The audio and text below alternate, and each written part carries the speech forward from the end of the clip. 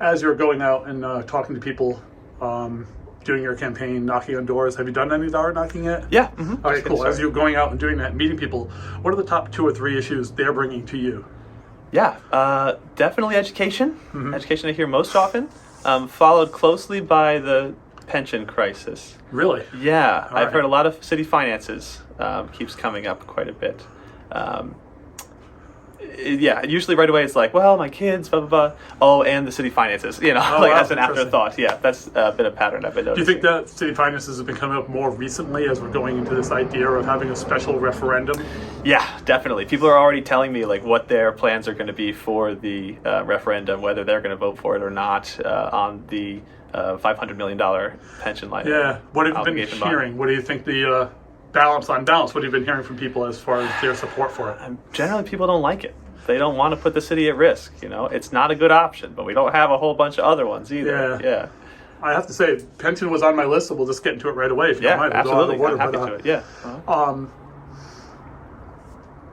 From my understanding, talking to economists, the best chance Providence has for dealing with the pension system is for Providence and all the other systems that are under threat, all the other municipalities like Warwick and whoever else, getting together and getting into the state plan, bringing the burden there, and just basically being covered into the state. Because the state is so much bigger, the risk is so much lower, and it allows us to catch up and play the catch up. And the state could mandate certain payments that we'd have to make every year to make it work. Given that, what are your thoughts on the pension bill? Like, how do you think that should work? Yeah, absolutely. So this is something I look into a lot. The MERS should be the final goal, the Municipal Employees Retirement System, MERS, right? Yeah. I think that that's important. It reduces our liability for any future political problems. The reason that we're in the hole that we are is because we had some less than glamorous politicians who were promising things that they couldn't promise, and now we have this huge liability. So it prevents us from that happening again. It also allows Rhode Island as a state to manage our debt, sort of, right? We become not under the thumb of the market, but under the thumb of the friendly, hopefully, delegation, the General Assembly, who can help us manage this. And because we are kind of in the same boat here, Providence having a fifth of the population of the state in one city, and to see it go under would be bad for everybody. We saw what happened in Central Falls when it went under, exactly. That was not good. Great and memory is so short, I hear people all the time say we should just go bankrupt. Yeah, right. And no, we don't want to do that. No, taxes go up, services go down. It becomes a terrible. Yeah, it's a terrible situation. Anybody who has got a pension loses out. Yeah, really, that's what we're doing. Is just saying city workers don't get what they were working for. Yeah, with their whole lives, and they deserve that pension. I don't believe in anything that shortchanges the folks who worked their whole lives under an agreement. Yeah. Providence needs to own up to its commitments. Although Rhode Island does have a tendency to kind of screw over municipal employees under their pension obligations. Yeah, which is not right. No, it's not. No, absolutely not. No. The solution to the problem should never be taking from retirees. I do not think that that's the case. Yeah. So a couple of solutions that people mention Brown, right? People mention the pilot program, looking toward Boston and New Haven for their models. Boston has a pretty interesting one. I'm interested in that one. Not taxing. It's an MOU. It's a memorandum of understanding. So it's not illegal. It's not enforceable. It's just an agreement, right?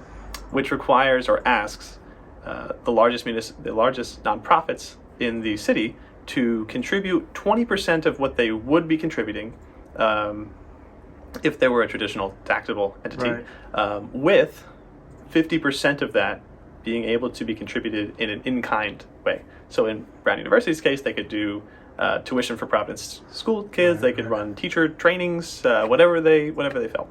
And the 20% number came because they decided that about 20% of the city's budget is allocated towards things that nonprofits use, like police, fire, snow removal, things of that nature. Right. So that's a pretty interesting idea, but they have an MOU, which means that Harvard doesn't always pay the amount that they've agreed to.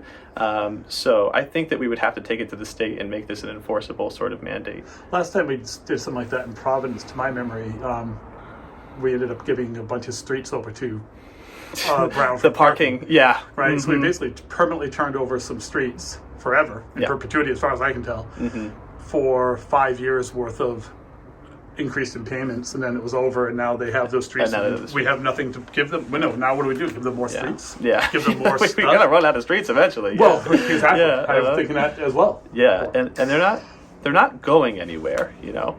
I hear that refrain a lot on the doors. Brown is not going to pick up and move to Florida, you know. So so yeah, we need to work on that relationship. And I think that, I mean, Brown does bring a lot to the table. I don't want to undermine the great, you know, economic and tourism and students and the intellectual, everything that they bring to Providence is of note.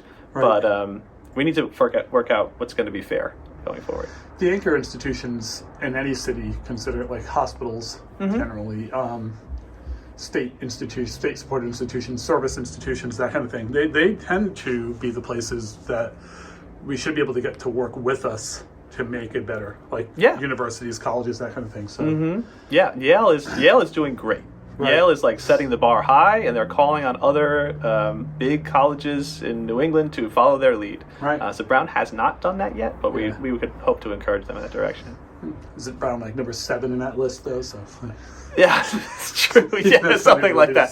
Maybe they don't really identify, but yeah. All right.